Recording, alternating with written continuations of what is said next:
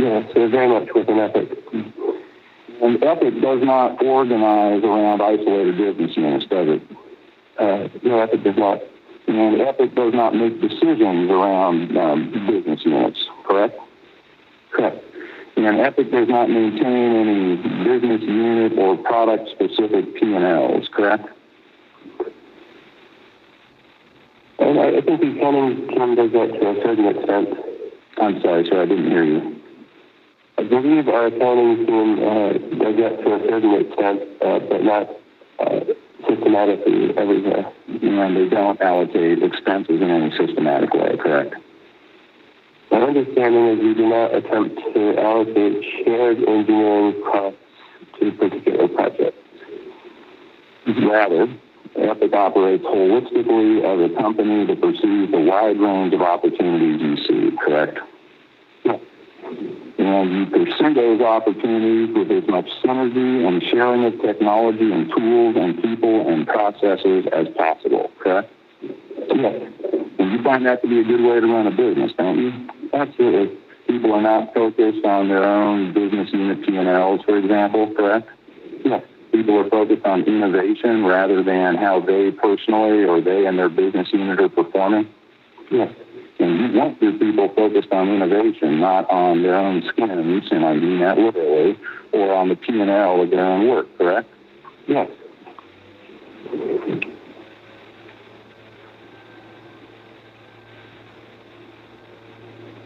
Mr. Sweeney, if someone were to point at one product or service that your company offers and declare a precise profit margin for it, that assessment would be fundamentally flawed, wouldn't it?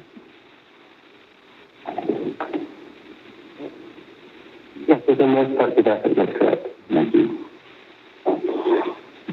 Mr. Sweeney, you touched on this briefly yesterday, but after Fortnite launched on consoles, you turned to mobile development, correct? Yes. And all I really mean by that is it came after the mobile, or after the console launch. Do you understand that? Yes. And the first mobile platform that you launched Fortnite on was iOS, correct? Yes. And that was several months before Android, true? Yes. And Nintendo Switch had not yet been released, right? Yes. That came out a few months later in the summer of 2018. Yes. And the launch of Fortnite within iOS and within the App Store occurred in April 2018, correct? Yes, preceded by public beta in March. Thank you. And so from the time that public beta began to August 13th, 2020, so from March 2018 to August 2020, Apple supported Fortnite's business model, correct? Rather than sure, let's break it down. Apple supported cross-progression for individual players moving between iOS and non-iOS devices, correct? Apple guidelines allowed cross-progression, yes. I'm sorry. Apple guidelines allowed cross-progression. And in fact, Fortnite played on iOS had cross-progression consistent with those guidelines, correct? Yes. And Apple supported Epic's cross-platform play between different players on iOS and non-iOS devices, correct? Yes. And Apple supported cross-wallet transactions between different transaction platforms, be they the App Store transaction platform or the Xbox transaction platform or some other, correct? Apple policy allowed cross-wallet transactions so long as you made all of those items that were available elsewhere available on iOS. So in other words, if you could buy it elsewhere and also buy it on the App Store, Apple was fine if people purchased it elsewhere, correct? Correct. That could be used by Fortnite players within the iOS environment, correct? Yes. So throughout the entire time that Fortnite was on iOS, players could buy V-Bucks on one platform and spend those V-Bucks on their iOS device, correct? With respect to the non-Apple platforms, which allowed that, yes. Yeah. And when they did that, of course, and by that, yeah, I mean, when a player did that, Apple would not receive any commission from Epic, correct? Correct. And yet those V-Bucks would be spent by the player on the iOS device, correct? Yes. Now, you mentioned that only certain platforms permitted this. So Apple permitted it, but not all others, correct? Correct. And by this, I mean specifically cross-platform and cross-wallet play. Did you understand that? Yes. And Sony did not permit cross-platform play on the PlayStation for over a year after the launch of Fortnite, correct? That's right.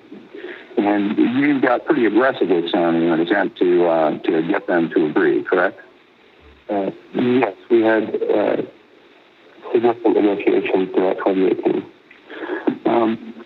Sir, I believe you have your exhibit binder before you, and Your Honor, I'd like to show the witness exhibit 3125DX 3125.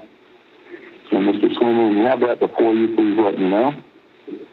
Okay.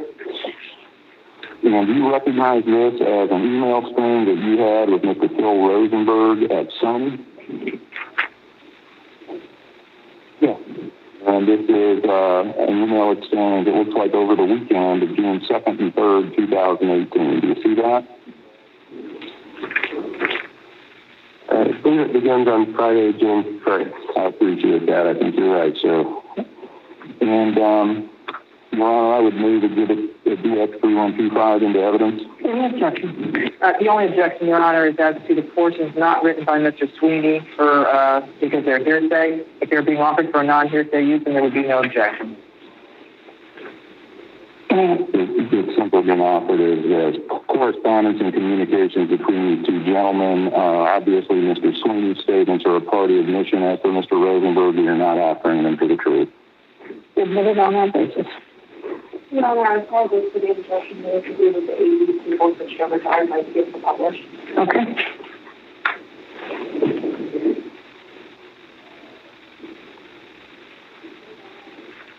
So should I wait or should I continue?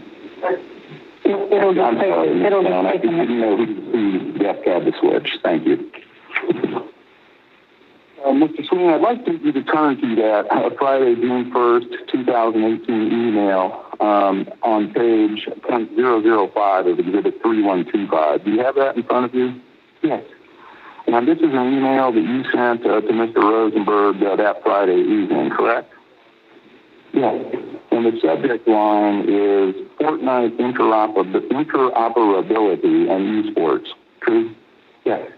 And he wrote to Mr. Rosenberg, Dear Phil, Sony's interoperability restrictions have put both of our companies in an untenable position, adversarial to our customers. Many Fortnite players are kids, and their friendships are being torn apart by Sony's segregation of players on competing platforms. That's what you told Mr. Rosenberg? Yes. And what you meant by that was that friendships are being torn apart by Sony's segregation of players on competing platforms is that without crossplay, these friends would not be able to play Fortnite together, correct? Correct. PlayStation players could not play in a game session together with their friend on Xbox. But again, Apple, as one of those competing platforms, permitted cross-platform play at this point in time, correct? Yes. And this was just a month and a half or so after the public launch of Fortnite on iOS, correct? Correct. And on the next line, you say, frankly, you do not believe Sony's position is even legal. True? Yes.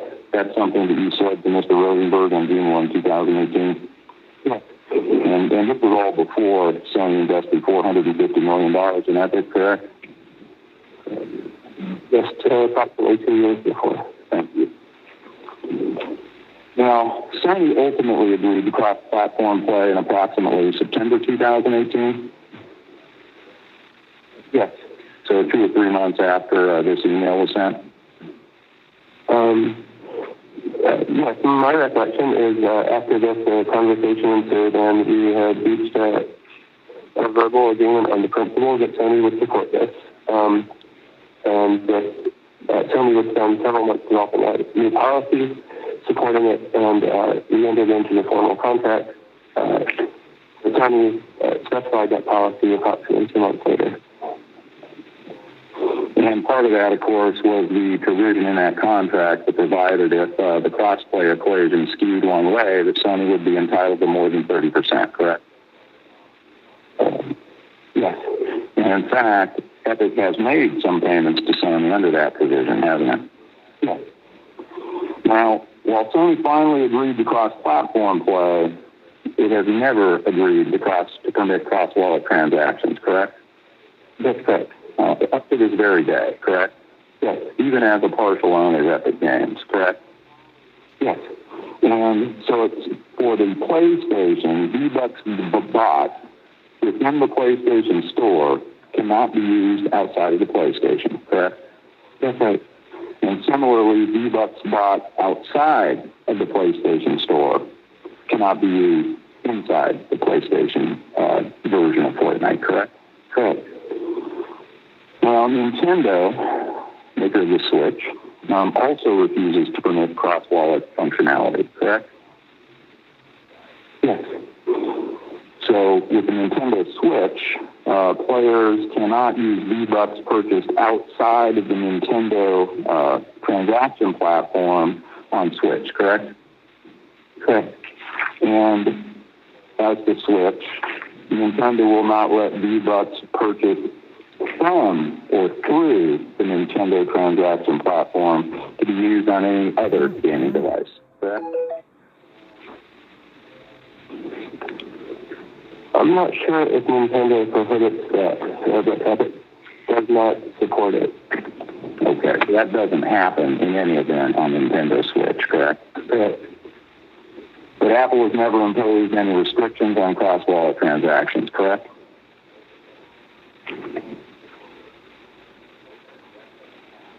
No.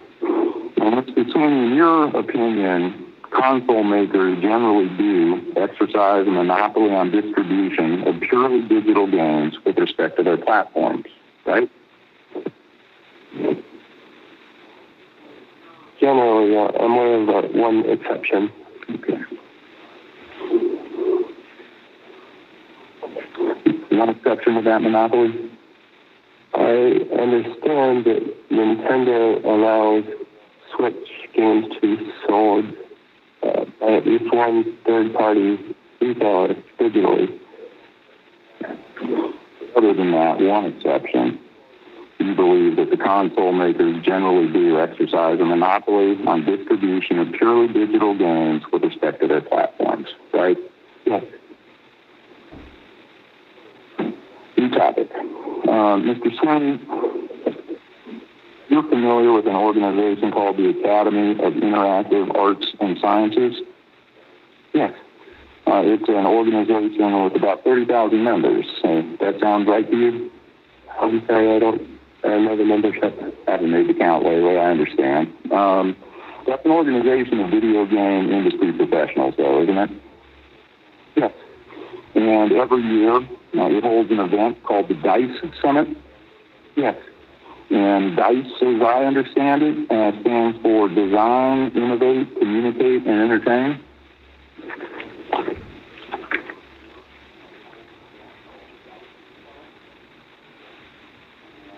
Sorry, I don't know. Well, I guess I've researched that one a little harder than you have, sir. But that academy does have a Hall of Fame, correct? Yes. And in 2012, you were inducted into the Hall of Fame of the Academy of Interactive Arts and Sciences, right? Yes. Belated congratulations. And you were honored at the summit that year, weren't you? Yes. And you gave a speech? Yes. And the topic or title of that speech was Technology and Gaming in the Next 20 Years. Do you recall that? I don't recall the title. Did you agree the subject matter was about the future of gaming?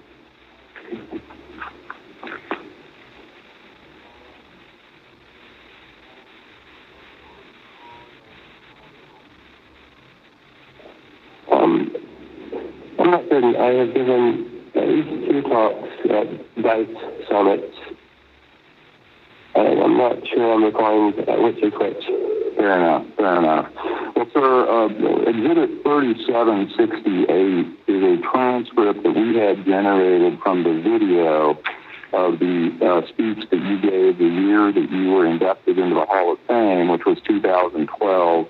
Your Honor, we do have that video on a thumb drive for the record, and we would like to play a brief excerpt from that, which is at page 26, lines 1 to 23 of the transcript that is with the court.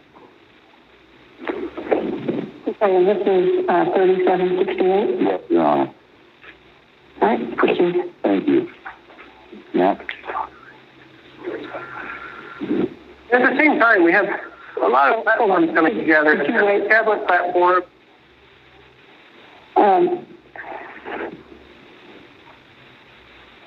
I'm trying to figure out what the court report is going to do here. At first, I thought it would be easy, but what I'd like to do is relieve the court reporter of her obligation to transcribe, given how fast it sounds like he is talking, and the parties are instructed to provide the court reporter with that portion of the transcript. She will append that portion of the transcript to the end of the trial transcript. Any objection? None here, Your Honor. All right. Court reporter is No objection. Court reporter is relieved. All right. You may proceed. Let me start over, Matt. At the same time, we have a lot of platforms coming together. There are the tablet platforms, there are the smartphone platforms and computers, PC and Macintosh, and then there are consoles, Xbox 360, PlayStation 3, Wii, and some new handheld dedicated gaming devices, and God knows what else. There's too many platforms. And we're seeing now iPad sales have surpassed the sales of desktop PCs. Right? That's a real revelation to me. This is a product that wasn't invented until a few years ago, and it's basically supplanting the personal computer industry as we know it. Over time, these platforms will be winnowed down into a much smaller set of competing platforms. There might be 1 or 2, maybe 3 winners worldwide across everything: computers, game platforms, smartphones. So we should expect a lot of consolidation here, and winners and losers according to who picks the right directions and executes successfully on them. And Mr. Sweeney, first of all, you recognize this as a speech that you gave at DICE? Yes, I now remember the context. Yes, this is exactly the speech I gave that year. Thank you, sir. And in 2012, in that speech, you stated that, in your view, there were too many gaming platforms, correct?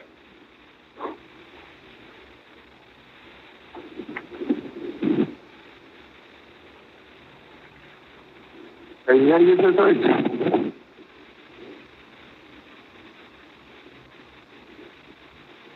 Let's go ahead and take a look at page 26 of Exhibit 3768. You say at line 8, this is too many platforms. Do you see that? Yes. And do you agree now that in this speech you said that there were too many platforms as of 2012? Yes. And you were referring to gaming platforms, correct? I think I was referring to computing platforms. And you believe that the field of these platforms would sort itself out through competition, correct? Yes. What the slide behind you in that speech referred to as the platform war, true? Yes. Today, just as in 2012, there are smartphone platforms, correct? Yes. And PCs. Yes. And Macs. Yes. Various gaming consoles, correct? Yes. And some handheld gaming devices as well. Yes. And, of course, the tablets that kind of amazed you back in 2012 are now everywhere, true? Yes, they're far more common now. And they're not just iPads, as you talked about in your 2012 speech, are they? Android and Microsoft Windows tablets also. So things like Microsoft Surface, correct? Yes.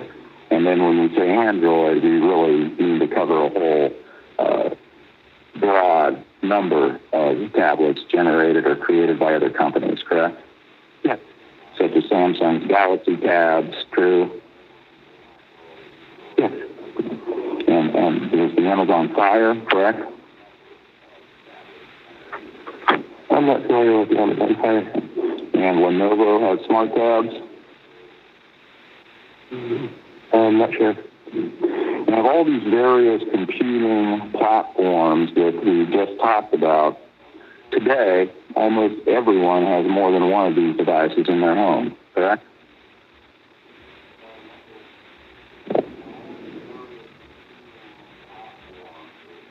Well, certainly not. There are, I think, more people in the world than any consumer computing devices, in my understanding. All right, sir, but let's stick within the United States and talk about people that play Fortnite. You believe that people that play Fortnite tend to have access to more than one computing device, correct?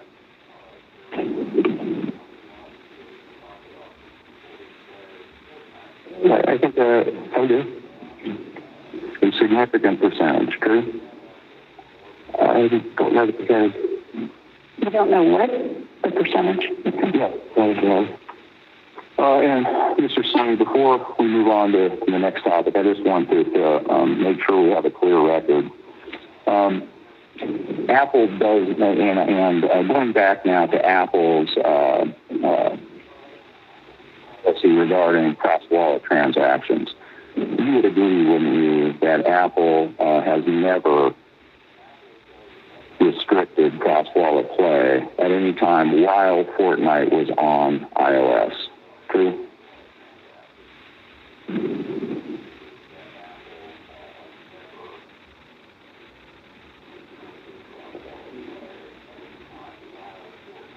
My recollection is that Apple policy didn't mention cross-wallet transactions until sometime in 2018. And prior to that, again, the guidelines were silent on it, but in all of our discussions with Apple, Apple was fine with cross-wallet transactions. And from March 2018 forward, Apple's permitted cross-wallet transactions on iOS for Fortnite, correct? Yes.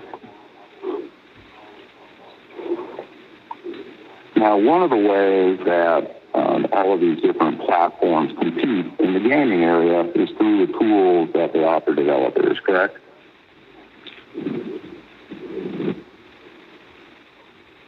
I don't think that these platforms compete to limited and different extents among each other. They each offer tools. Yeah. Now, as a member of the Apple Developer Program, Epic had access to the developer tools that were developed by Apple, right? Yes. And as we discussed yesterday, Unreal Engine still does, correct? Yes. And Unreal Engine uses those tools to assist developers in creating apps that can be used in the iOS environment, correct? Yes. And since joining the Apple Developer Program in 2010, Epic has worked with thousands of different Apple APIs and tools, right? Referring to individual function calls within these APIs, I believe so. And one example of those APIs is one called Metal, right? Are you familiar with Metal? Yes. And that is one of the APIs that Epic has used. Yes. That's a graphics API. Yes. And it contributed to Epic's ability to efficiently build a top quality iOS version of. Yes. Do you need to slow down? Okay. No worries. No worries. And the API called Metal contributed to Epic's ability to efficiently build a top quality version of Fortnite for iOS, right? Yes. And if you could look, please, sir, at exhibit 3098. DX309. Thank you, Your Honor. Apologies. DX3098. And Your Honor, while Mr. Sweeney is looking at that, could I please move DX3768 into evidence? No objections. Mr. Day? That's a speech. Yeah, no objection, Your Honor. I submitted. Thank you, Your Honor. And Mr. Sweeney, have you had an opportunity to review Exhibit DX3098? Yes. And do you recognize this as an internal email string at Epic? Yes. From May 2018? Yes. And the ray line is quotes for WWDC. Do you see that? Yes. And what does WWDC stand for? Apple's Worldwide Developer Conference. And this May 11th, 2018 email is just weeks after the public launch of Fortnite on iOS, correct? Yes. Perhaps days. Yes. And Apple asked if Epic would be willing to provide a quote about its impressions of metal for use at Apple's WWDC, correct? Yes. And at the bottom of page 1, carrying over to page 2, there's an email from you on May 9 where you say more, colon, and then at the top there's a paragraph in italics. Do you see that? Yes. And you wrote that?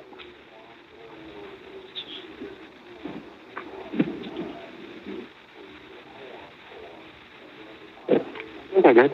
Yeah. And what you wrote here, Mr. Sweeney, is metal gave us an injection of performance required for shipping the full Fortnite, colon, Battle Royale experience on iOS quickly with no compromises. Does that mean compromises? Yes, right. This is a misspelling. Sure. And then you go on to say, porting a game built for high-end gaming consoles to iOS was a greatly superior experience with Metal and OpenGL. Correct? Yes. And did you mean that when you wrote that? Absolutely. And what is OpenGL? OpenGL is a multi-platform graphics API. And OpenGL can be used to or was being used at that time in particular for graphics on Android devices? Yes, and previously, before Metal, it was used on iOS devices. So this was an improvement created by Apple through its innovation that benefited Epic, correct? Yes. And OpenGL was also used on other platforms during this period aside from Android devices, true? Yes. And Metal was superior to OpenGL no matter what platform OpenGL was being used on, true? At this time, I believe Metal only existed on iOS. It could not be compared on other platforms. And if we go back to the exhibit, sir, Josh Adams includes then a second quote immediately above yours on page 1. Do you see that? Yes. And who is Mr. Adams? He is a senior programmer at Epic with skill. And Mr. Adams' quote says, "We've been making use of Metal on iOS since its release in 2014 to great effect. A fast, agile, feature-rich API like Metal is exactly what we need to bring a game designed for modern consoles and desktops to the battery-powered iPhone and iPad. As a developer, it blows away OpenGL in every way. We were able to get Fortnite ship-ready on iOS in a handful of months as we weren't hindered by graphics." And do you see that? Yes. And do you agree with that statement? Absolutely. And in fact, immediately above that, you wrote on May 9th, "I like yours the best. Let's give both to Apple and let them mix and match and attribute as they like." Now, that's what you said in response to Mr. Adams? Yes. And you did, in fact, like his quote, the best? Yes.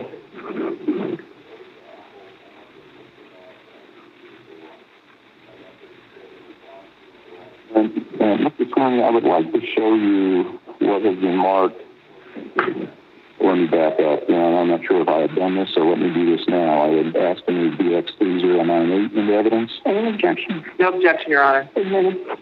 And, Your Honor, I would next like to show the witness DX4036.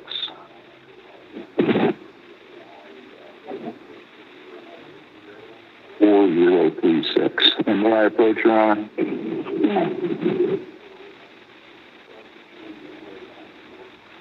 Oh, thank you.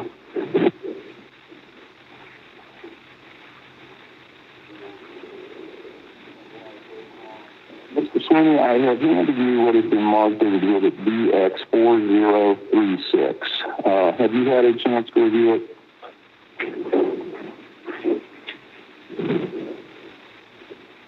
Of course.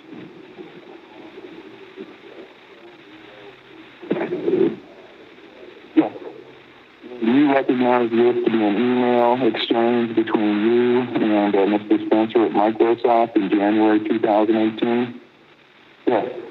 And in the bottom email on January 9th, you write to Mr. Spencer, stating in the second paragraph, "We're bringing Fortnite Battle Royale to iOS and Android in late February." Do you see that? Yes. And in fact, as you already told us, it went into beta testing in March, correct? Yes. And then you go on to say, not a dumbed-down version, but the full experience, correct? Yes. And is that a true statement when you made it to Mr. Spencer in January 2018? Yes. And in the next paragraph, in the second sentence, you said, "We want to work with Microsoft to unblock all console-mandated interop restrictions in time for this launch. I'm confident we'll achieve this with the other guys, and at any rate, platforms that block interop will be siloed." Again, does this refer to Microsoft's hesitance to provide the cross-platform play that you knew that Apple was about to?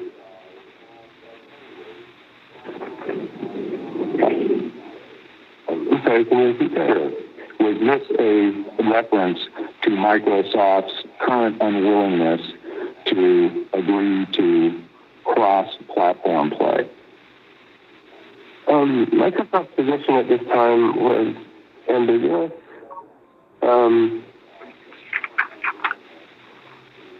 Microsoft did not have a very clear position. They often spoke publicly in support of cross-platform. I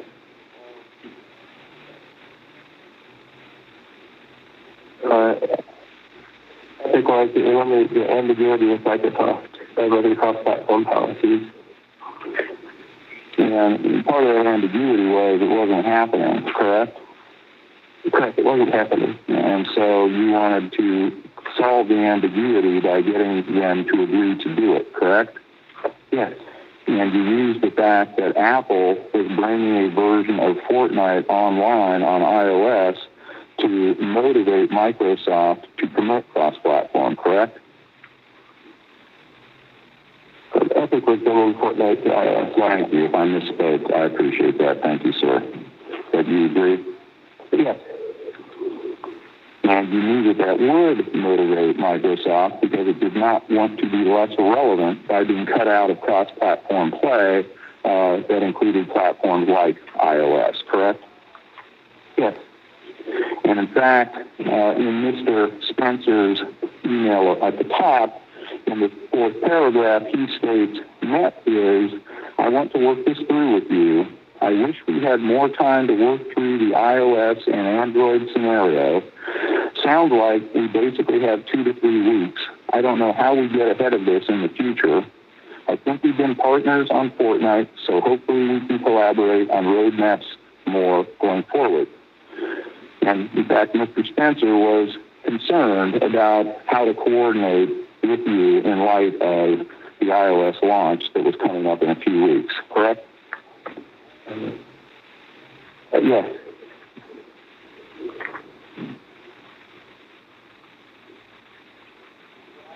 So I would ask you, please, just to turn back to exhibit DX3125 for a moment.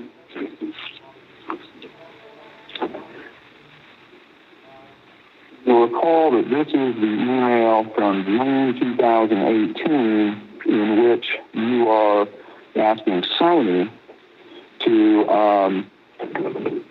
agree to cross-platform play, correct? Yes.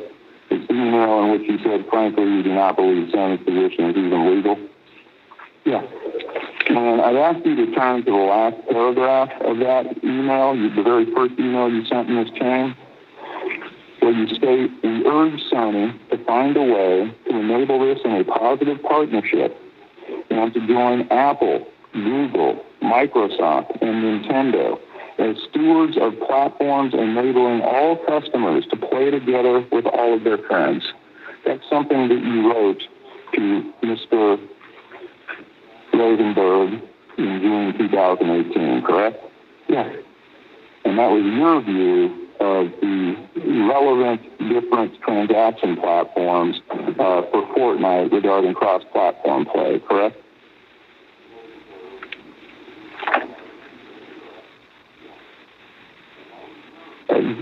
This is a set of platforms in which Fortnite wanted to support or did support cross-platform play. Thank you.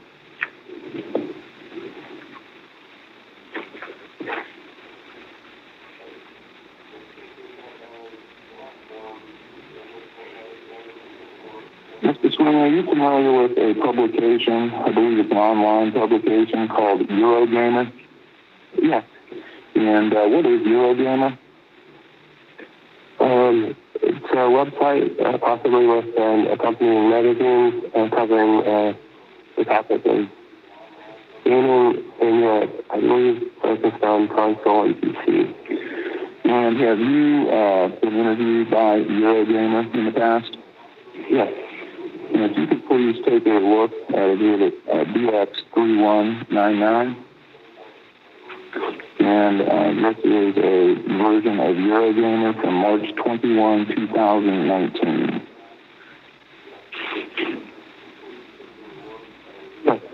And sir, do you remember giving the interview reflected in this version of Eurogamer? I mean, a moment. Of course.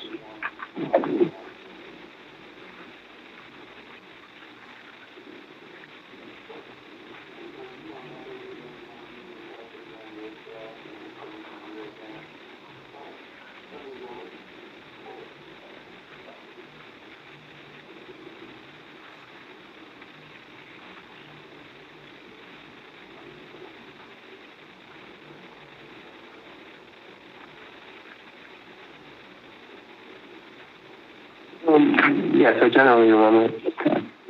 And first of all, Your Honor, I would move Exhibit BX3199 into evidence. Any objection? No, Your Honor. And Mr. Sweeney, in the initial paragraph, the interviewer makes clear that one of the topics to be addressed in the interview is the Epic Games Store. But he also asks in the first question, the big talking point this week has been Google Stadia. You've obviously been briefed on it and are very involved in it. What's your take on it? And Google Stadia was a streaming service that was launched around March 2019, correct? My question is it was announced in that time frame, but was not publicly available. Thank you. And in your response, you say, I'm very excited. Unreal Engine fully supports it. We've been working with them on a technical capacity on this for a very long time. It's exciting to put 10 teraflops of computing power in front of every device of every size in the world. Is that a statement that you made in this interview in 2019? Yes.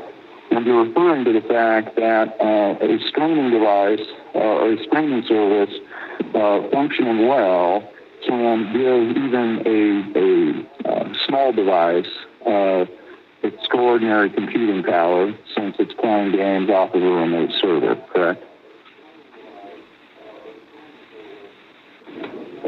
Yes, it enables any device to connect to a server with a lot of computing power.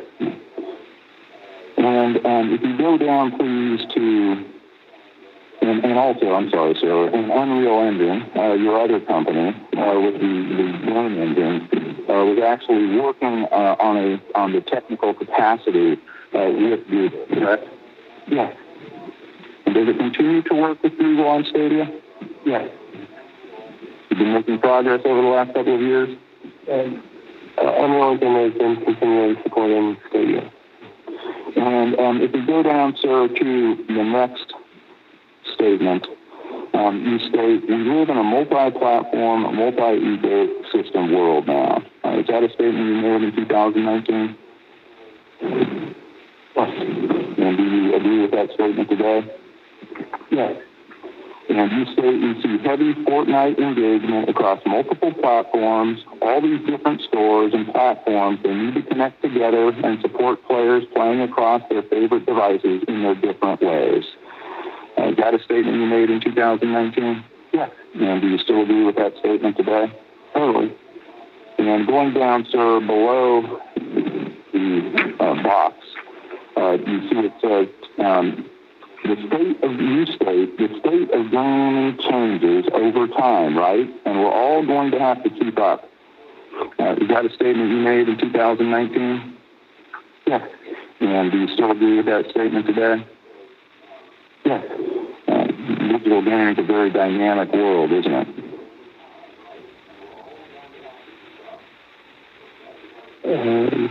It changes over time. And then, do you also agree, sir, that a great game will succeed wherever it's sold?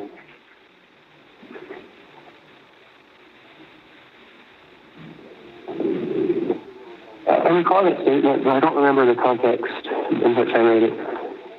Well, if you look down here, sir, you're asked, it's encouraging for those looking to join the store too, I'm sure, referring to the Epic Game Store, correct? So where are we? At the bottom of the first page of Exhibit 3199. The very last question and answer on that page.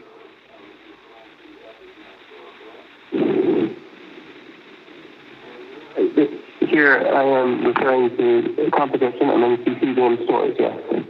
And Mr. Sweeney, you say that the high number of initial users or visitors that your store had proves not that Epic Store is awesome, it's that games come first and that a great game will succeed wherever it's sold. It proves that developers have the real power in the industry and that where developers go, customers will go with them. Is that a statement that you made in 2019? Yes. And is that a statement you still agree with today? Yes, in the context of the PC game and business.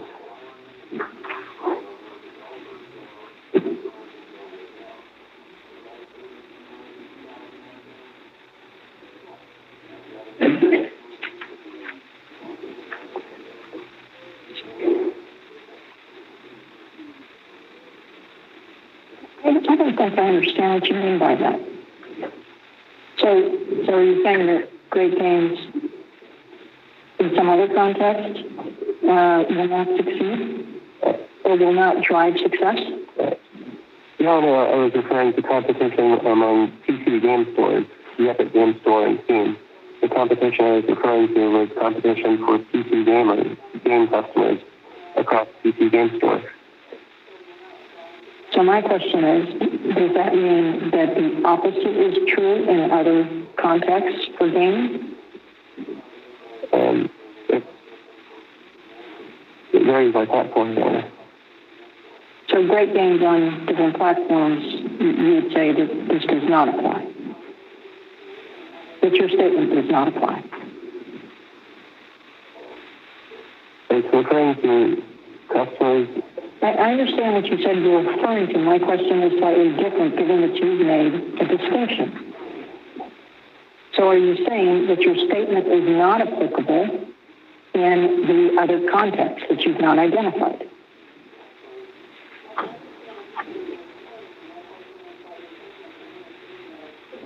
Okay, which statement precisely?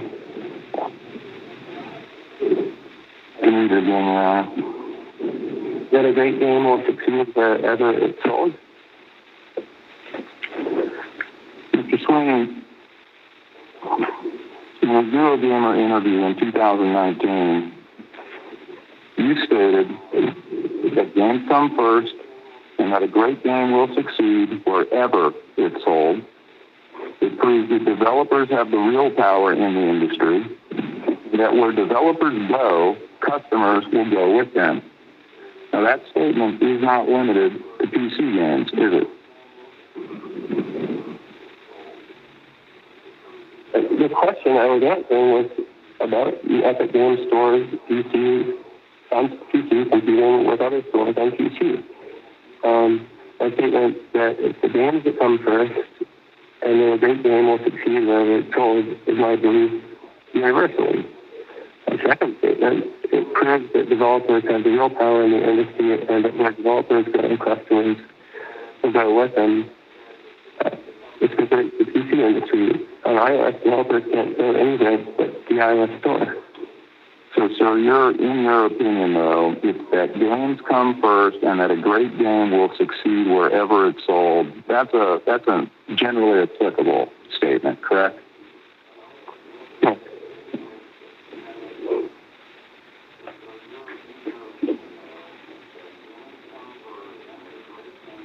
In terms of game stores, Mr. Sweeney, you would agree that stores should be able to make their own decisions about the quality of apps and other attributes of the apps. It should be permitted to their stores, correct? To the extent they are freely competing with other stores, yes. And in fact, what is on a particular store is part of the competitive landscape among different stores in which customers make decisions between stores based on the quality, selection, and other policies of stores, correct? Yes. How many games are in the Epic Game Store? I think approximately 200 to 300. And what percentage of those are paid download versus premium versus free?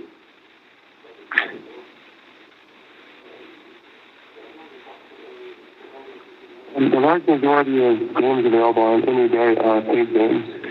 There are several free games that are always free, and then each week we offer a new game free for just that week.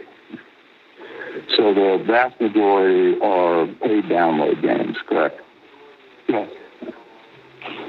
How many premium games are there?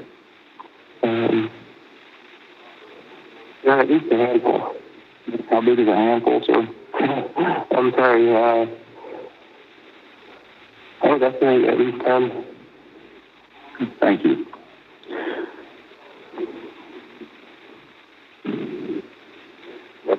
I'd like to show you a slide from your opening statement, if I can. It's the one that identifies the various apps that I believe were described as non-gaming apps.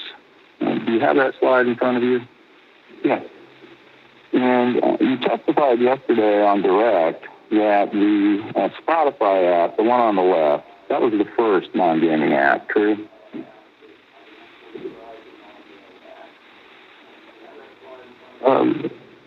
I'm sorry, if I did, I was missing one, which is the Unreal Engine, which has been available on the Epic Games Store since inception. That's the developer engine run by your other company, correct? Yes. Other than your developer engine, in terms of consumer-facing apps, the first non-game app was Spotify, correct? Yes, that's my recollection. And that was, as I believe you said, a couple months ago? Yeah, that's my recollection. And in fact, Spotify is a member of something called the Coalition for App Fairness, true? And that's a coalition that you all created around the time that you launched the hotfix and filed this litigation? Epic, Spotify, Match, and Tile formed the Coalition for App Fairness in, I believe, September or October of 2020. So And so, a month ago, you were able to get Spotify to come onto the Epic Games Store. True. Yeah. One of your coalition members. Yeah. And the next app is something called itch.io, correct? Yeah. And that is that's a game store? Yeah. And itch.io joined the Epic Games Store on April 22nd, correct? I don't remember the precise date, but about 11 days ago. Yeah. Was that before or after you flew to California for this trial? Okay, the week was that? Oh, let's call it Thursday. I think I was after. Yeah. And itch.io is now kind of a store within the game store, correct? Yeah. And you don't know, well, first of all, how many games are on itch.io? Not certain, but my understanding is at least hundreds. Have you looked at them all? No. Do you know what criteria itch.io uses to include new games on its site? No. Do you know the identity of the various developers who would put games on itch.io? No. Now, prior to itch.io, Epic had never had a store within its store, correct?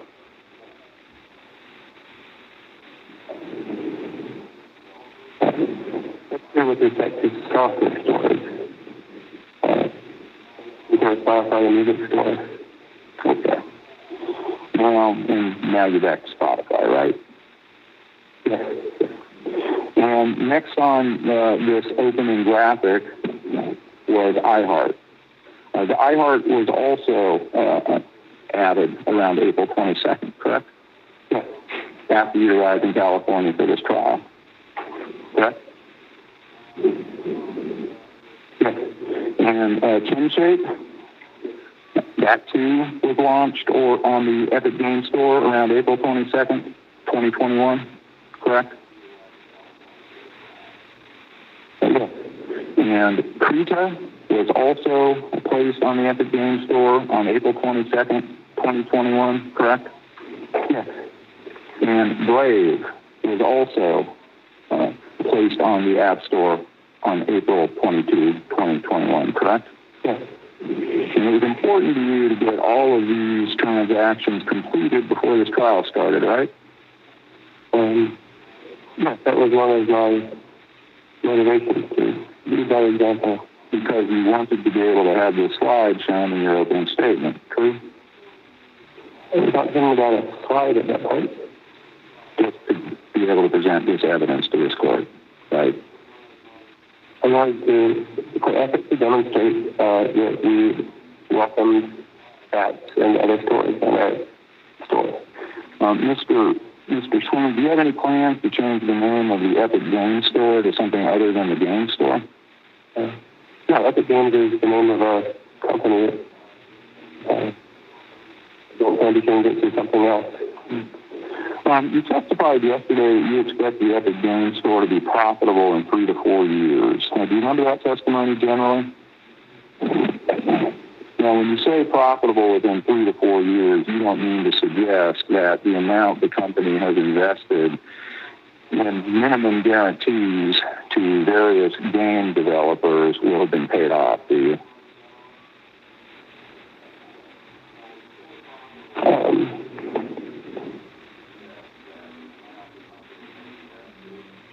That was not what I had in mind. I was thinking of turning an operating profit year by year. Because you actually expect to never recoup hundreds of millions of dollars of those minimum guarantees, correct?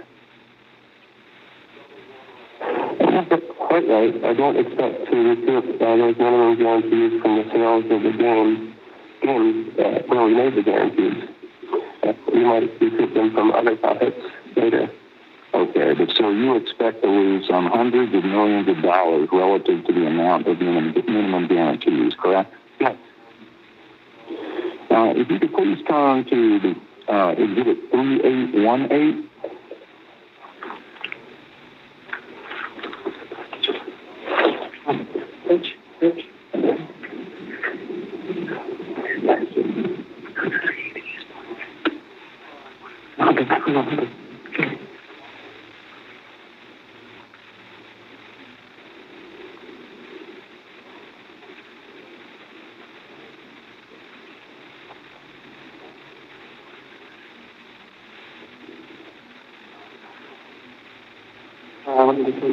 Your Honor, there is an issue with confidential material from third parties that we've been alerted to in DX3818.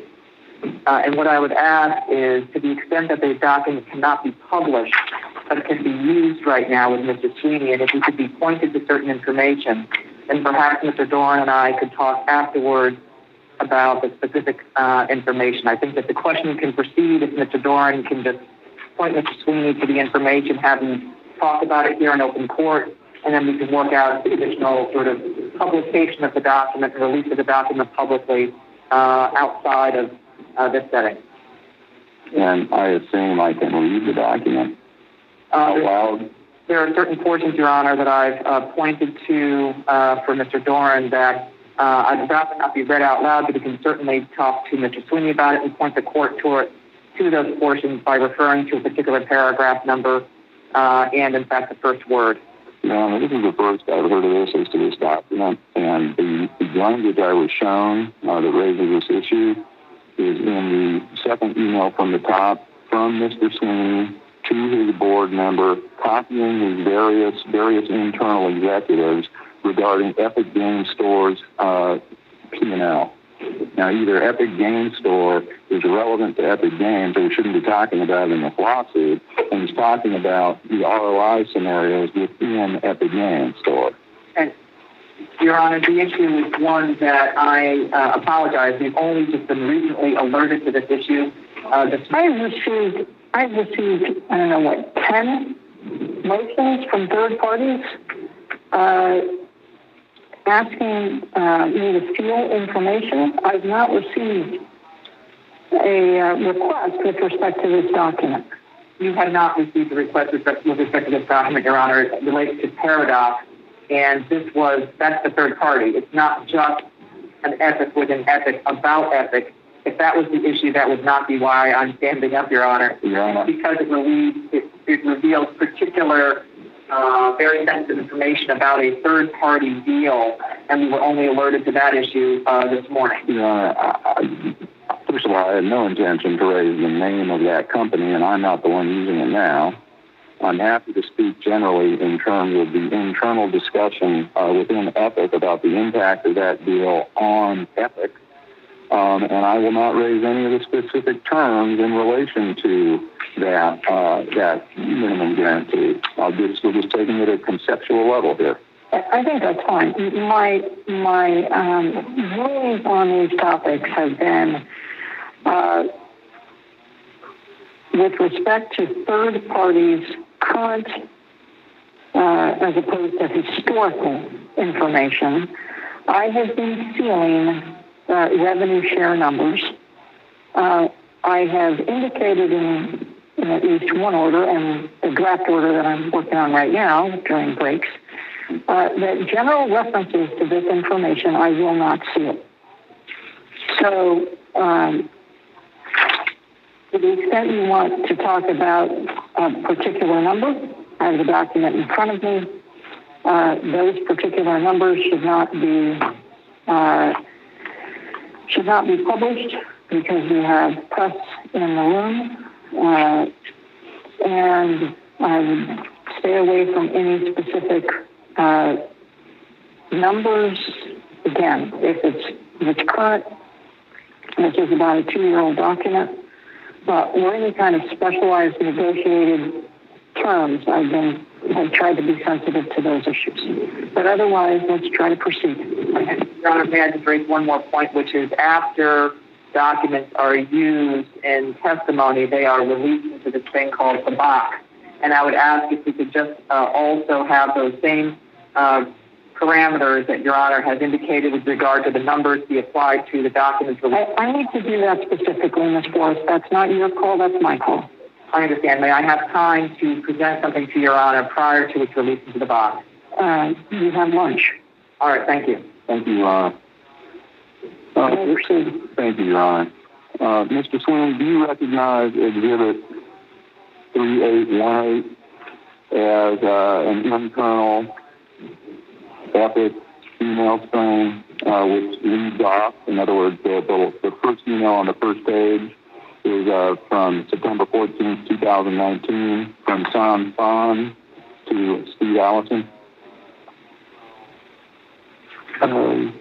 Yes. And if you could please, sir, if you could turn back to the first email in the chain, which begins at the very bottom of page 3, September 13, 2019 email from Steve Allison. Do you see that? Yes. And Mr. Allison is the general manager of the Epic Game Store? Yes. And Mr. Allison will be joining us here later this week? Yes. And Mr. Allison here is laying out the terms of a proposed minimum guarantee transaction, correct? Yes. And this receives a response from a David Wallerstein. Do you see that? Yes. And Mr. Wallerstein is a board member of Epic Games? Yes. He's one of the 2 board members from Tencent, correct? Yes. In one of the 2 seats that they received with their approximately 40% investment in the company? Yes. And if you could look down, please, about halfway down the page, do you see the entry from Mr. Wallerstein saying, of course, comma, reviewing this request? We're on page 3 of the document. Thank you. For the third page. And it's actually just below the middle ring of your binder. It says, of course, reviewing this request would be helpful. Do you see that?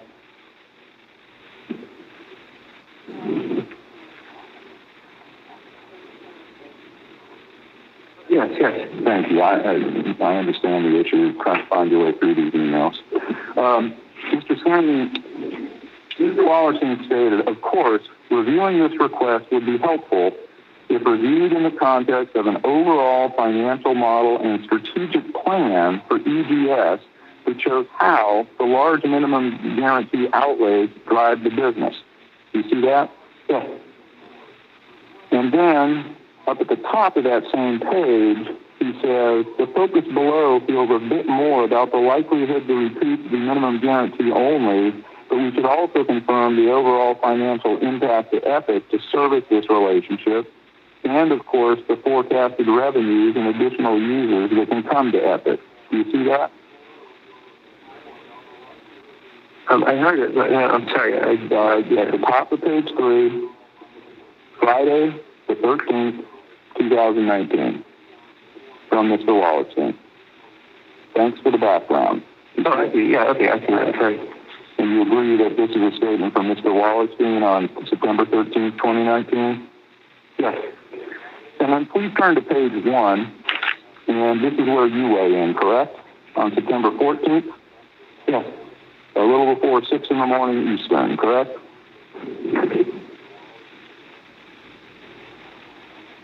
Yes. And you state in the second paragraph of your email, obviously the direct ROI, is that return on investment? Yes. Obviously the direct ROI scenario here is super crappy. The long-term value is in bringing consumers into Epic's multi-game, multi-platform, social, and e-commerce system. Was that your view on the purpose of these minimum guarantees back in September 2019? Yes. Does that remain your view today? Yes. And then going down into the next paragraph, you say the complete future value of these deals is a function of new user LTV. Is that lifetime value?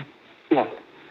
Comma, of the effect of new exclusive and non-exclusives on re-engaging lapsed store users, of extent to which third-party games drive Fortnite and vice versa.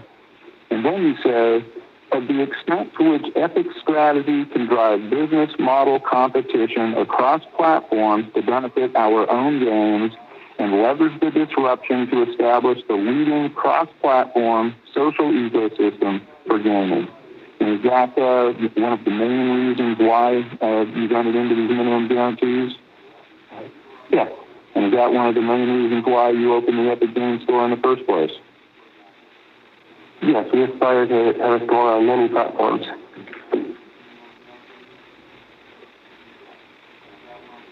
And then you refer to Xbox Live, PlayStation, and Steam, and you state that these platforms are all locked to, or games are all locked to one platform in those entities. Is that right? Yes.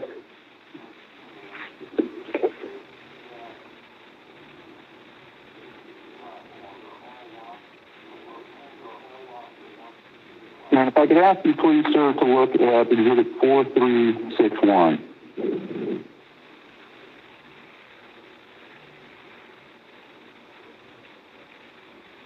Tell me when you have that. I'm there. Excellent. And do you recognize this to be an Epic Games Store deck regarding a review of performance and strategy for the store that was created for a presentation on October 25, 2019? Yes. And if you could please turn, sir, to page 020, page 20.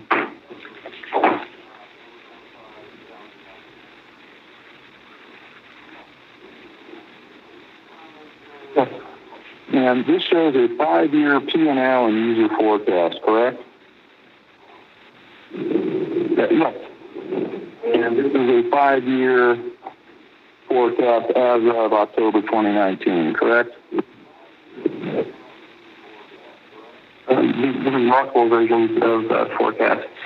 One being an aggressive pursuit model, correct? Yes. And what is an aggressive pursuit model? This was Epic very heavily investing in the business to promote growth. And the other being the winding down model, correct? Yes, this was looking at the worst case scenario where the store fails and we just have to pay out minimum guarantees despite that. All right. So let's look first at the aggressive pursuit model, and I will drive straight to the bottom line here. If we look down to the... Brian, I'm going to stop you for a moment. I don't have that document when I get it. 4361. You can hand one up if you'd like.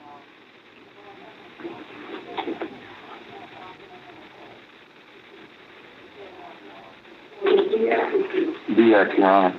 4361.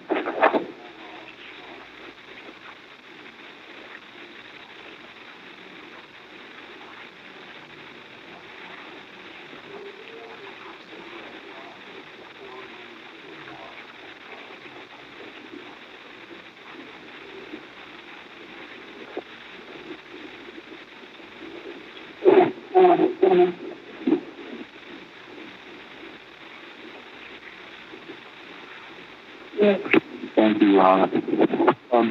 Mr. Sweeney, on page .020 of Exhibit 4361, I'd ask you to look, please, at the EBIT lines for these two scenarios. Do you see those lines? Yes. And what is EBIT? Earnings before interest and tax. Okay. And this shows, this tracks earnings, if you will, these estimated earnings, both on an annual basis across these years from 2019 to 2027, and on a cumulative projected basis, correct? Yes. So in other words, how the company, the store is projected to do each year, and then how the store is projected to have done, taken together over the years, correct? Yes. And if we look at those lines, we see that when we get out to 2024 under the aggressive pursuit model, that is the first year where a profit is projected, correct? Yes. But the cumulative, and that is a profit of, is that $15 million? Yes. But it was also projected that as of 2024, the cumulative earnings of the company would be a negative $854 million. Yes, that's the cumulative earnings of this store. The cumulative earnings will be negative $854 million, correct? Yes. And if we then track out what is called here as the flow from prior years to 2025, 2026, and 2027, by 2027, the store is still estimated to be in a cumulative negative state of a loss of $719 million, correct?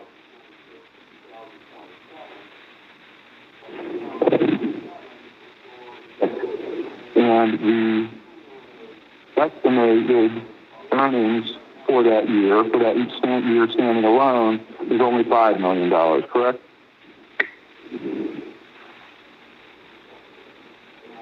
Yes. And then if we look over at the winding down model, we see that if we go out to 2024, that is the first year where there is a projected profit, a positive amount of money for operations for that year alone, correct? Yes. That's $36 million. Yes.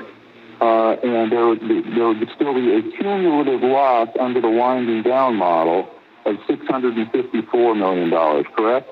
Yes. And if we go out to 2027, we see that the cumulative loss would be $642 million, correct? Yes. And of course, these numbers don't include any of the unallocated costs and expenses we talked about before, correct? For example, any of the shared technology development that may benefit the store. I need a minute.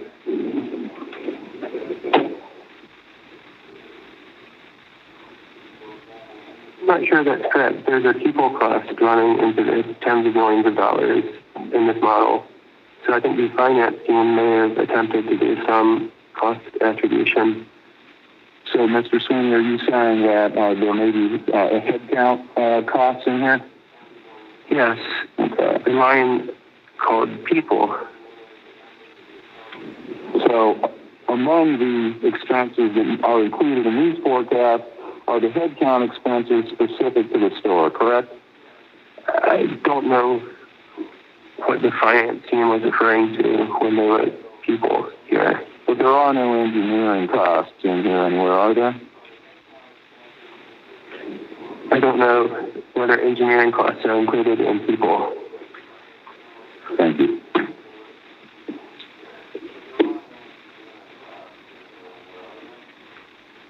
Mr. Sweeney, let's talk for a few minutes. Okay, can I just make sure our record is clear? Are you moving forward? Thank you, Your Honor. I would have gotten there eventually. You can please move, first of all, BX3818 into evidence, but I haven't done that. You haven't. So 3818 is admitted, but we'll wait until I hear from the forest. Thank you.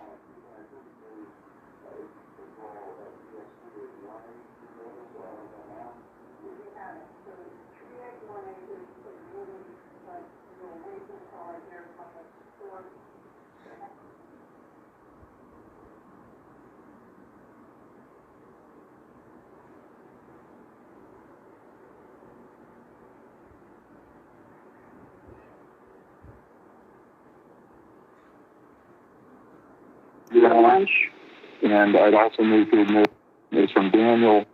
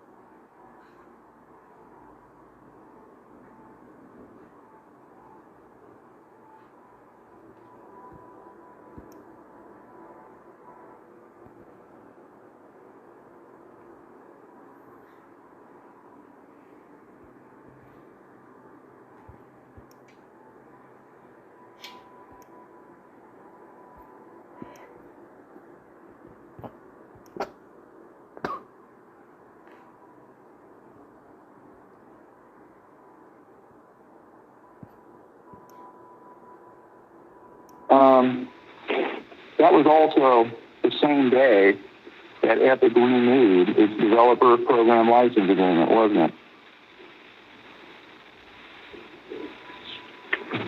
I'm aware that we renewed our agreement in June sometime. You are aware that Epic renewed its developer program license agreement in June 2020 within hours, days, or weeks of sending this email, correct? Yeah. And let's turn back to Exhibit 4477.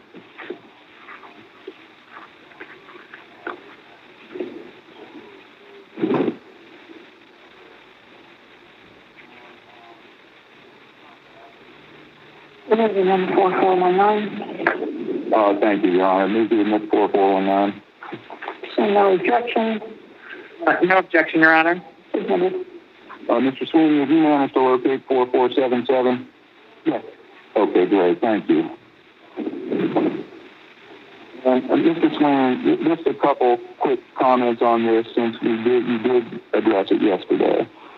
But in your email, after setting out your two demands for computing payment processing options and also a computing Epic Game Store app available through the iOS App Store and through direct installation that has equal access to the underlying operating system features for software installation and update as the iOS App Store itself has.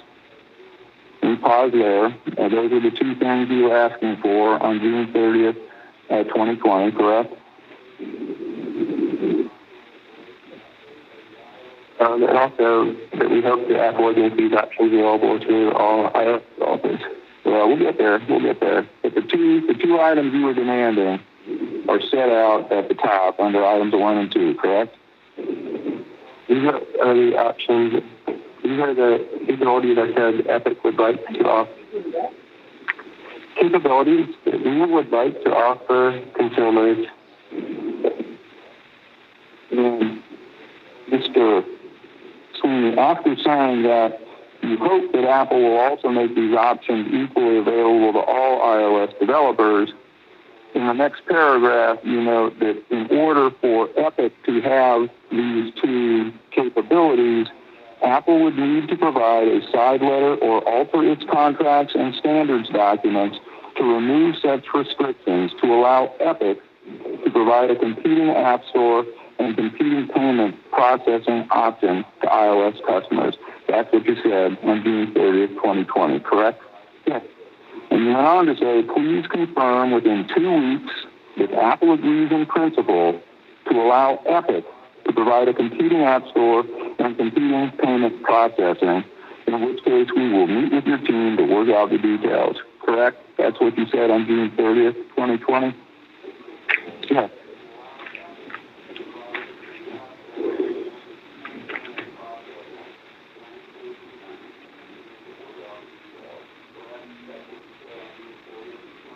By the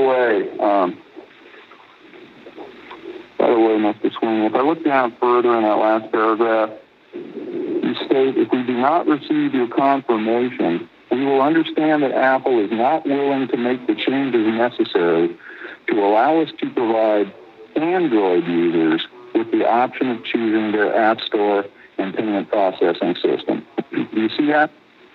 Yes, that's my typo. Can I assume you sent this same email message to Google on June 30th, 2020? Similar email to Google on that same day. A little bit too similar. So that one you generally referred to Android rather than Apple, correct? Yes. And here you just missed changing Android to Apple in one instance, correct? Yes, sir. So this is essentially a form demand letter, correct? This was clearly customized to the specific policies of each platform, which differs. Mr. Swain, if we could please look at Exhibit DX3774.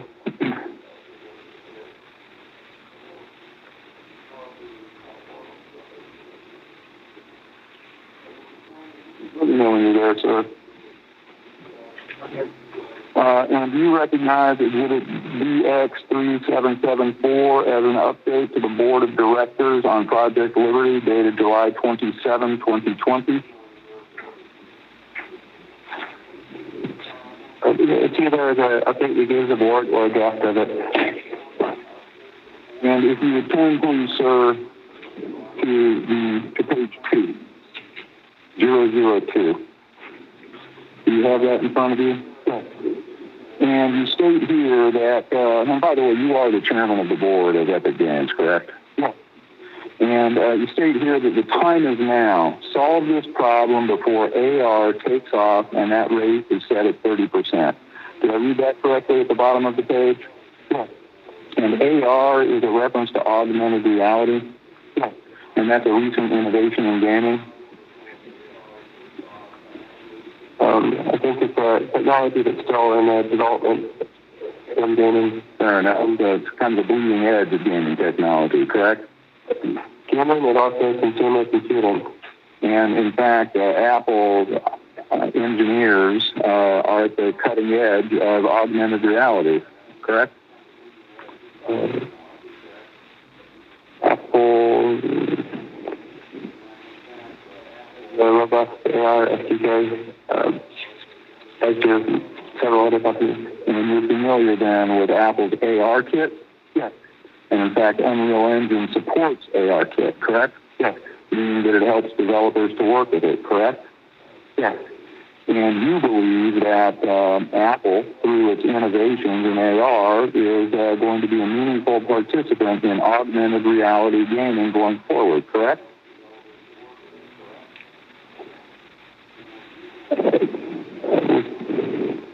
Expected Apple to be a significant AR market participant in the future.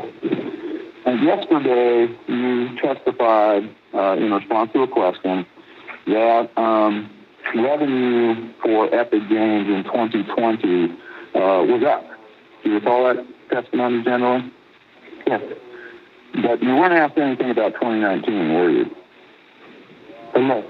And Epic's revenue in 2019 was down from 2018, correct? Yes. And while it was up in 2020, it was not back up to 2018 levels, was it?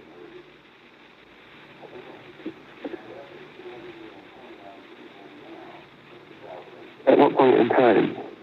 Let's go year over year, sir. I'm not certain of Epic's 2018 revenues. You are certain, though, aren't you, sir, that 2020 received a particularly historically unique pop because of the pandemic? Yes. Lots of people at home looking to do things, correct? Yes. So lots of people playing digital video games like Fortnite, correct? Lots of people were playing Fortnite. Yes. And if you would go back, please, to Exhibit PX2463. This was a document used with you by Ethics Council. 2463.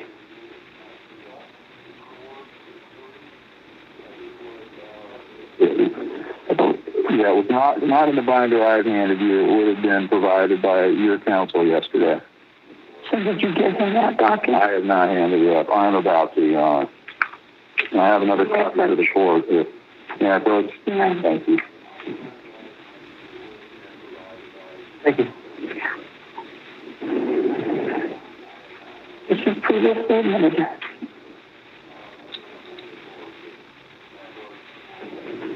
Just saying, now that I provided it to you, do you have Exhibit PX2463 in front of you?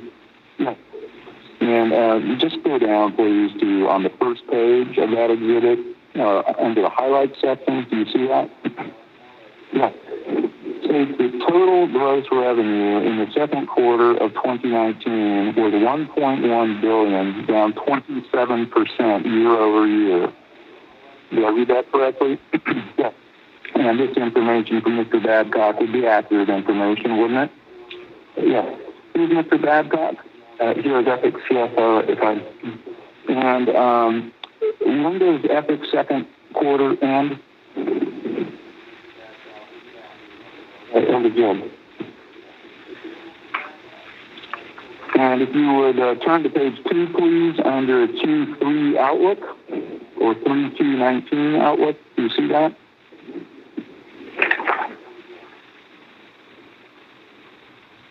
Yes. And the first bullet point states, we currently expect Fortnite to generate $802 million in gross revenue in 3Q19, 28% lower than our initial forecast of $1.1 billion. Do you see that statement? Yes. And does that accurately reflect Epic's expectations about 3Q19 as of the date of this document? Yes.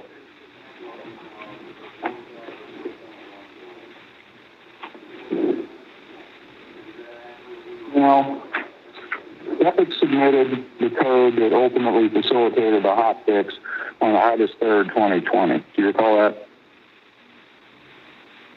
I don't remember the date, but I remember the general content, yes. Very early August, correct? To my knowledge.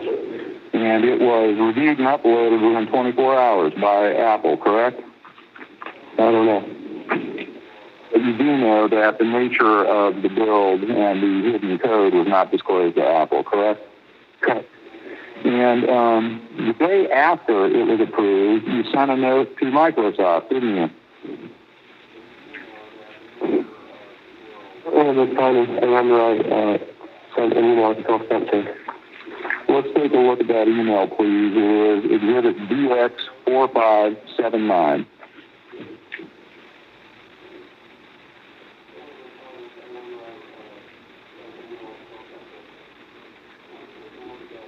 Very back to your binder.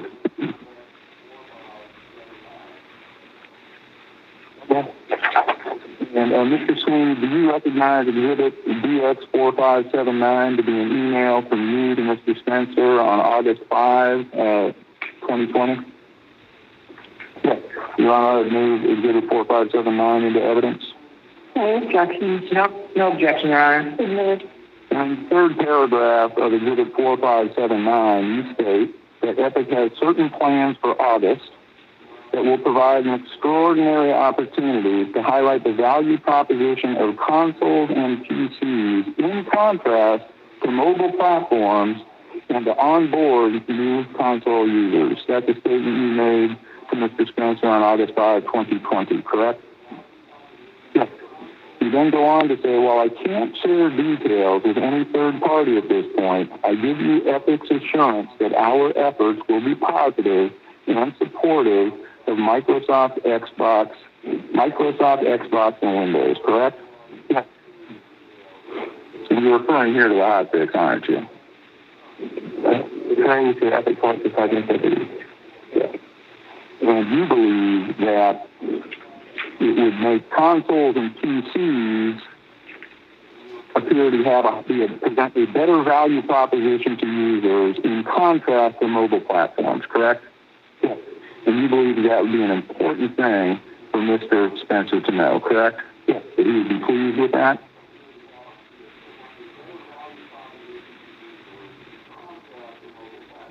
I think I was presenting it as an opportunity to Microsoft.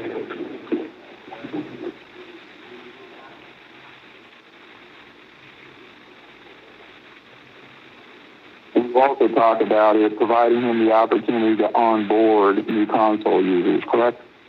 Yes. And then 2 days later, you kind of reminded Mr. Spencer about what was about to happen, didn't you? Not sure.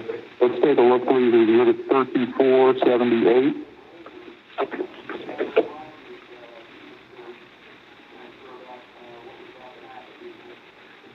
Yeah, can you there, sir?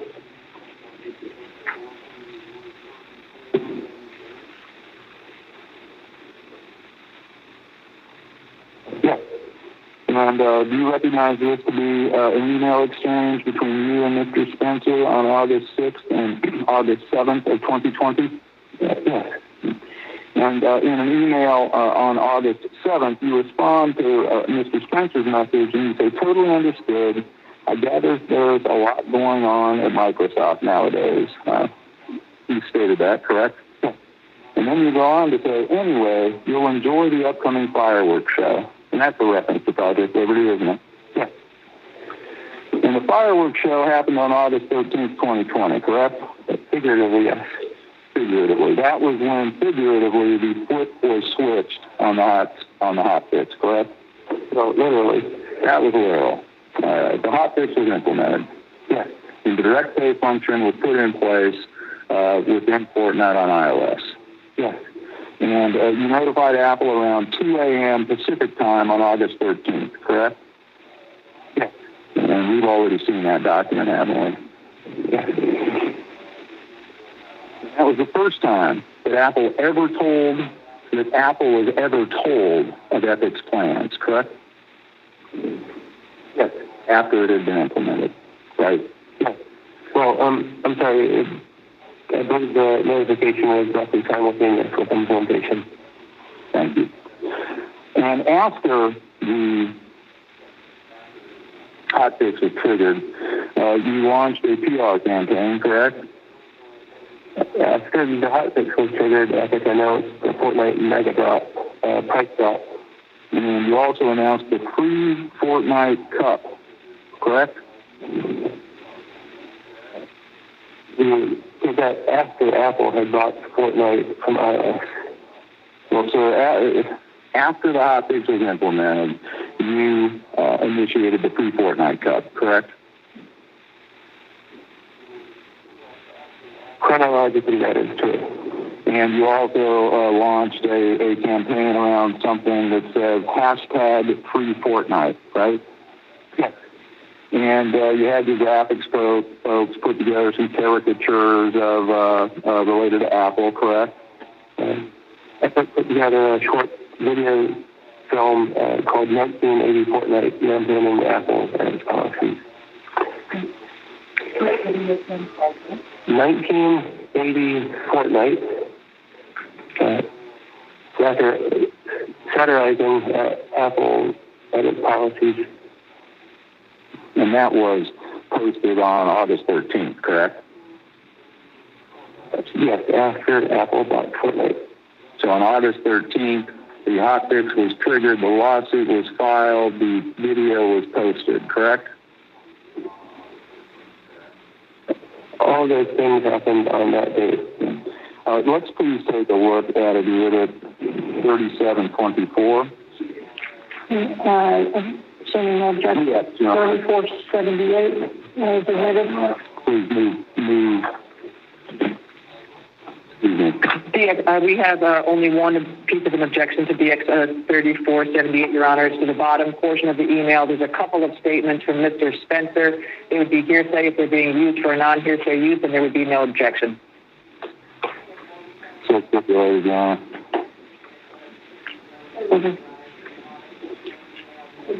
And since I standed there a little bit, Your Honor, I'll just formally move 3478 into evidence, please.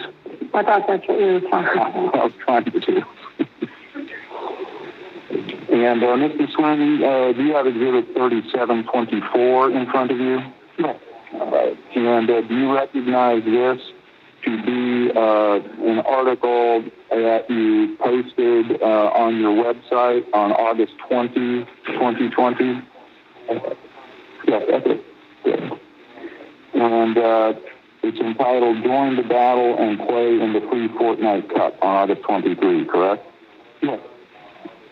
And if you look, please, on the second page of this, and by the way, this is another caricature of the artwork here that refers to Apple, correct?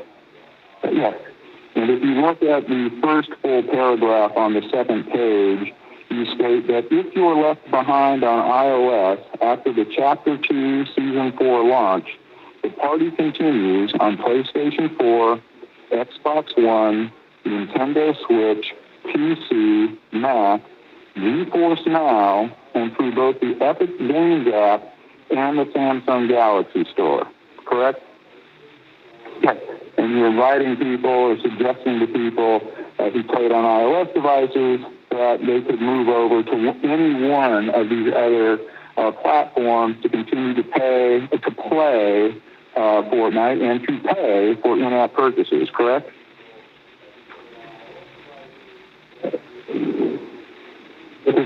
most part, yes. It's making reference to in-app purchases.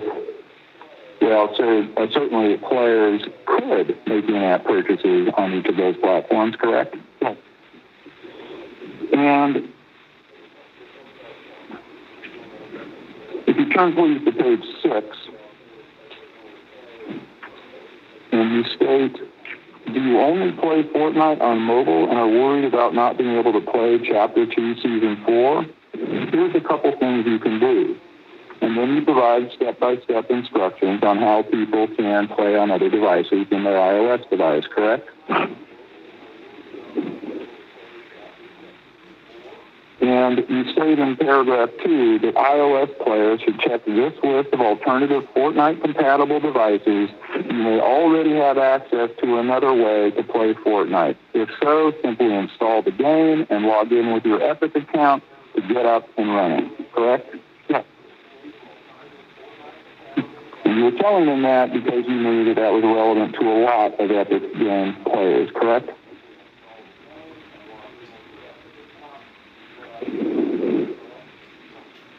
We're just helping our customers find a way to continue playing. And Mr. Sweeney, in December 2020, Epic began to sell V-Bucks on its own website, true? I don't remember the date. No, we do know.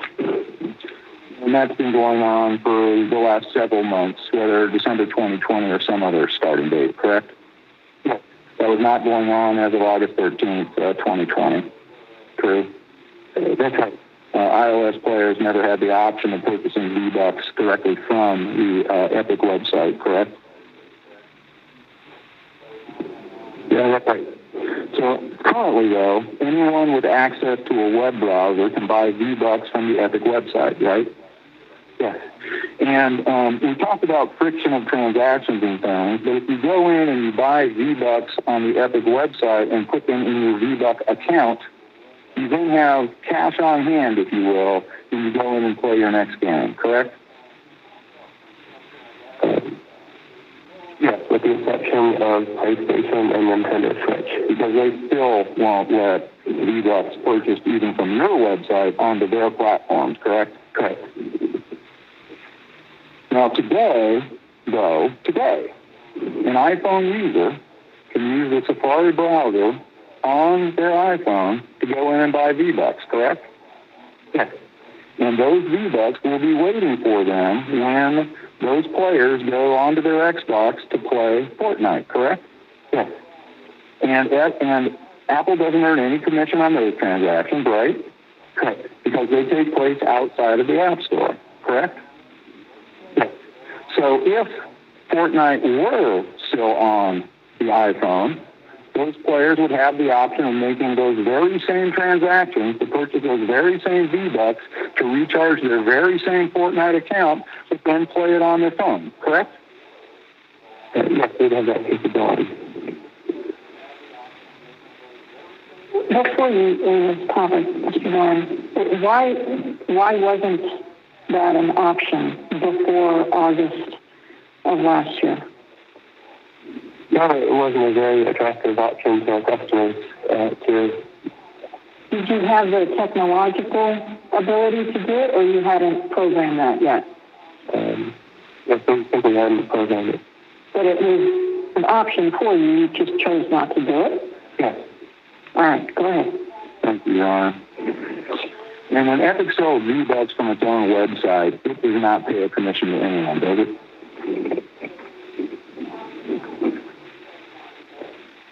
That's right. And nonetheless, Epic sells V-Bucks on its website for the same price that it charges across all other platforms on which Fortnite is currently played and on which people can currently buy V-Bucks, correct? Yes. All right, two documents, DX 3774 and 3724. I move them both into evidence, Your Honor. Any no objections, Ms. Ford? Well, let me just, I'm sorry, Your Honor. 74. We have, I just, there's one word that I want to talk to Mr. Doran about, just literally one word that before it goes up in the box, I'd like to ask if he and I could agree that it gets blacked out. We have no objection to the document otherwise being received into evidence. No, I'd have to handle this the same way as the other document. Admit it now, will confer, and the court can decide. That's fine. 3774 is admitted with that reservation. 3724. No objection, Your Honor. That's admitted. And the same issue with the 3774 that it won't go up into the box until it's converted. Thank you. Okay. And again, I need to know by lunch. Yes, Your Honor. Mr. Sweeney, you use an iPhone, correct? Yes. People have given you, particularly I would think a person in your position, people have given you Android devices, correct? Yes. And you've given those away, right? You prefer the iPhone? Yes. You love the aesthetics of the hardware, true? Yes. You love the operating system, correct? Many aspects of the operating system. And you believe that the iPhone is a premium product, correct? Yes. And you understand that user privacy and security are fundamental competitive differentiators for Apple, correct? Yes. And you personally prefer to use iPhone because Apple's approach to maintaining your privacy, Mr. Sweeney, is superior to Google's, correct? And that's among the reasons. And among the reasons that you use an iPhone is because Apple's approach to customer data security is superior to Google's as well, correct? Yes. When I say Google, you understand I'm referring generally to Android devices, correct? Yes. And you value those qualities, the safeguarding of your privacy and your data, true? Yes. And if Apple were to compromise those fundamental differentiators, it would lose a significant competitive advantage over Android devices, wouldn't it?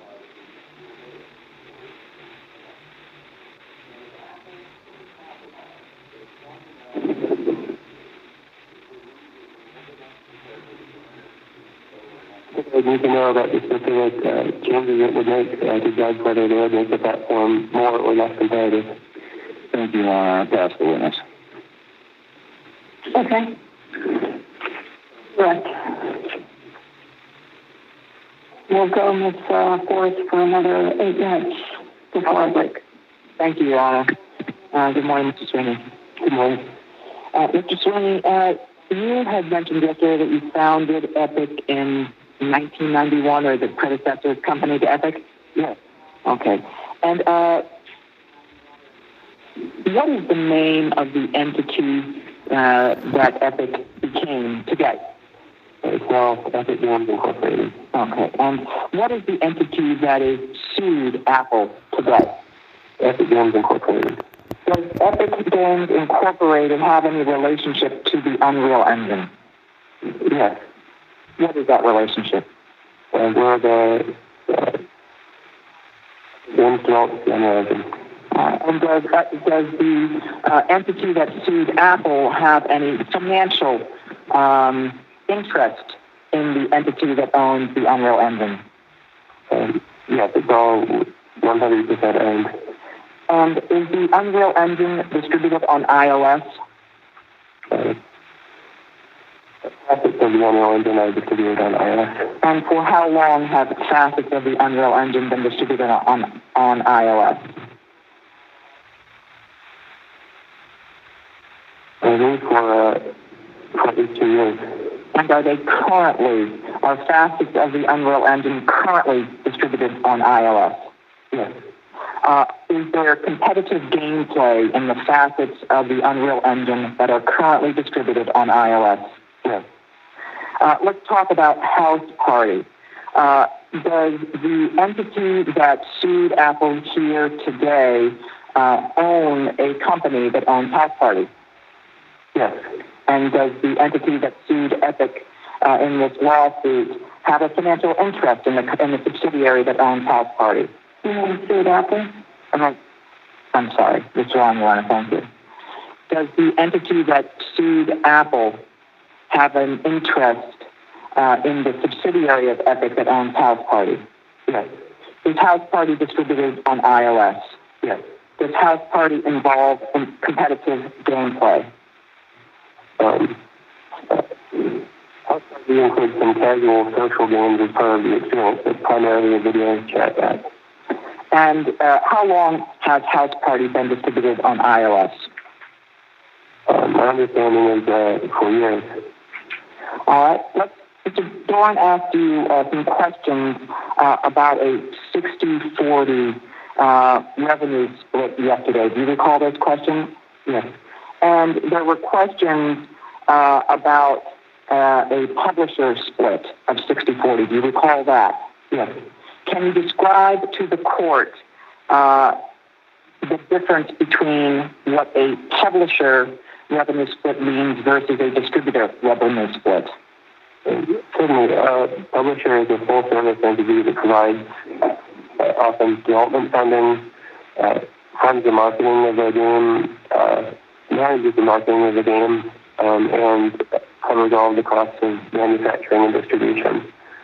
Whereas a distributor is generally a company that only facilitates distribution, meaning getting the physical product or visual product from the seller to the buyer. And how does the cost structure of being a publisher relate, if at all, to the commission structure that a publisher, that Epic as a publisher has previously entered into? Publishers generally bear the majority of the cost of all creation and distribution of a piece of software. So a publisher will have a significantly higher cost structure than a distributor. And the publisher royalty rate is the developers, and the distributor commissions generally reflect that. And specifically with respect to the companies that Epic has published games with reference to, and that Mr. Dorn talked about yesterday with the 60-40 split, what services does Epic provide? Epic, in many cases, provided funding for the development of the product. Epic created the marketing materials. Epic also ran advertisements. Epic covered and actually manufactured copy disks and packages to send to customers. And Epic worked with distributors, third-party companies, that help to facilitate distribution of the software to users. And are those services that Epic provided as publisher the same or different from the services that Epic provides in the Epic Game Store as distributor?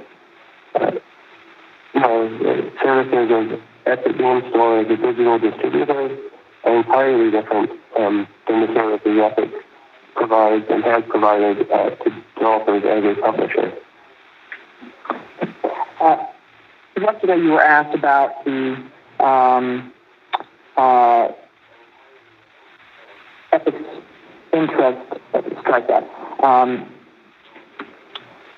Mr. Dorn asked you some questions about the rate of commissions that the console makers charge Epic. Do you recall those questions? Yes. Okay. And do you know what rate Microsoft charges any other company that distributes, for which it distributes games? No, Epic is generally not privy to terms of Microsoft deals with companies other than Epic and our subsidiaries. Do you know whether or not Microsoft charges any companies less than 30%? No. Do you know what rate of commission Nintendo charges any company other than Epic for the distribution of its apps? No, Epic isn't privy to third-party Nintendo deals. Do you know whether or not Nintendo charges any company less than 30%? I don't know. Do you know the terms of any commissions that Sony charges any other company other than Epic? No, except for Epic subsidiaries. Do you, putting aside any Epic entity, do you know the terms of any Sony commission structure with regard to third-party companies? No. Do you know whether or not Sony charges any company other than Epic or its subsidiaries less than 30%? I don't know. You discussed earlier that Apple does not negotiate the terms of its agreements. Do you recall that? Yes. Do the console makers negotiate terms of their agreements with Epic? Yes. Can you describe, let's just take Microsoft as an example. Describe generally the process by which some of that back and forth may occur. There will be significant negotiations around a wide range of topics, ranging from Microsoft marketing support of our product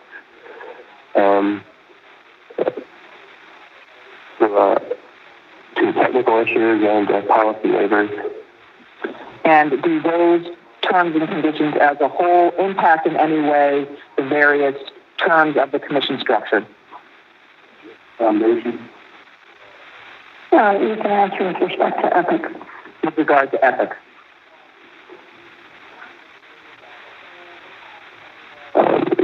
Some of the terms Epic is negotiated at different times. I'm sorry. Could you repeat the question? Yes. Do the negotiations that Epic has with the console makers as a whole impact the commission structure that Epic enters into with those console makers? No, Epic has not negotiated commission structures. Has never negotiated different commission structure with the console makers, to my knowledge. Let me sort of ask the question differently. Does Epic negotiate a variety of terms and conditions with the console makers? No. And does Epic look at its agreements holistically with the console makers? Yes.